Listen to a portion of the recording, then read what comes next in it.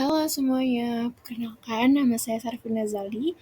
Pada kali ini saya akan mempresentasikan tentang analisis saya mengenai home buying recommendation menggunakan metode cross-industry standard process for data mining, yang dimana pada metode ini akan mencakup business understanding, data preparation, and EDA, serta rekomendasi final dari project yang akan saya jelaskan pada kesempatan kali ini. Nah, untuk tahapan yang pertama adalah business understanding. Di sini saya akan membantu Mr. Cho dalam mengambil keputusan untuk membeli rumah yang tepat dan menguntungkan.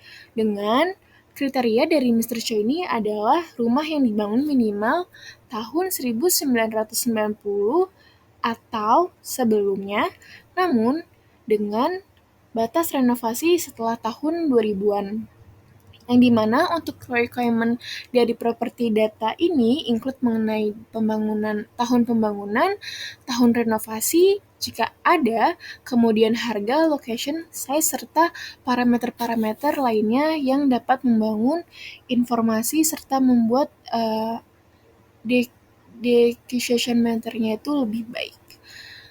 Setelah dari business understanding ini, untuk tahapan prosesnya kan juga ada data understanding, data preparation. Nah, untuk data understanding dan data preparation ini saya mendapatkan data ini sebanyak 4.600 data, yang dimana tidak mempunyai duplikat.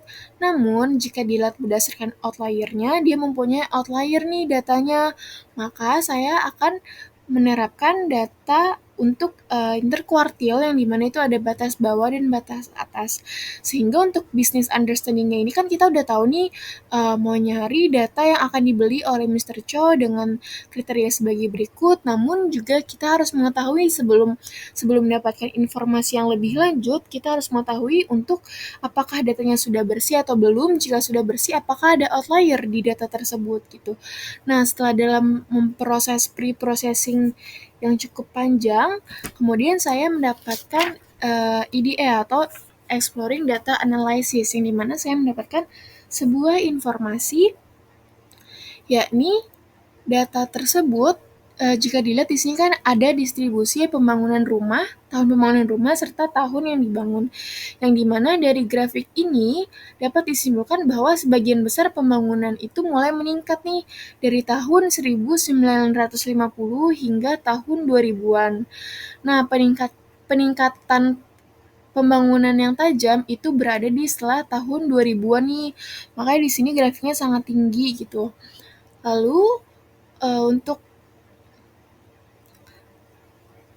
sebagian besar ini kan dari tahun 2000 ini dia meningkat, namun jika dilihat pada periode 1900 hingga 1930-an ini masih cukup relatif rendah untuk frekuensi dalam pembangunan rumahnya gitu. Nah, faktor-faktor ini bisa disebutkan mungkin pada tahun 1950 hingga 2000 kan itu memang perekonomian sudah makin meningkat ya. Jadi dalam informasi data rumah tersebut itu makin meningkat gitu.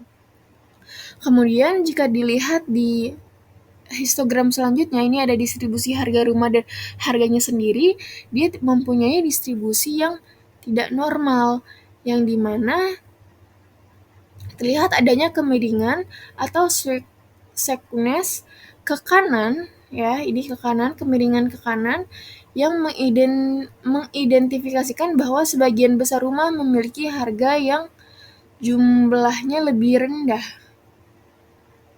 dibandingkan sejumlah rumah kecil yang memiliki harga yang sangat tinggi atau di puncak. Nah, puncaknya itu juga harganya tuh ada di sekitar 2 sampai 4 ya, dimana ini dalam satuan US dollar atau 2 juta US dollar hingga 4 gitu ya. Yang dimana ini sebagian besar rumah dalam data ini memiliki harga dalam kisaran tersebut. Kemudian ada gathering information juga nih untuk melihat tren harga rumah dari waktu ke waktu dan tahun yang dibangun. Nah, untuk grafik ini menunjukkan fluktuasi harga rumah yang signifikan dari tahun 1900 hingga tahun 2000-an, yang terlihat adanya penaikan periode dan penurunan harga yang bervariasi. Harga rumah secara umum berada di antara 4 sampai 0,8 juta dalam mata uangnya yang tadi adalah US dollar, dengan beberapa lonjakan harga yang signifikan. Nah, jika dilihat juga pada tahun 1940 hingga 2000-an, harganya cenderung stabil, tidak seperti pada tahun sebelumnya.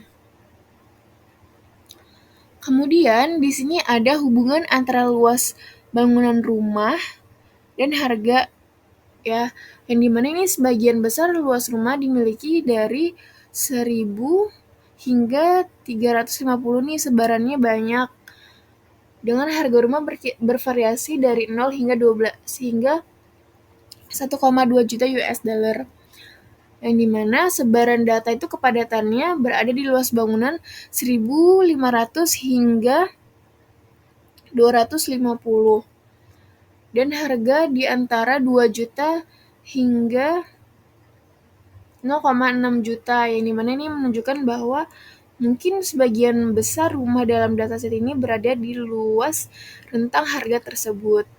Nah, dari grafik ini pun juga dia ada outlier-nya nih, yang dimana mungkin ada beberapa rumah yang relatif besar namun mempunyai harga yang kecil. Nah, ini bisa juga dijadikan karena ada outlier atau salah penginputan data.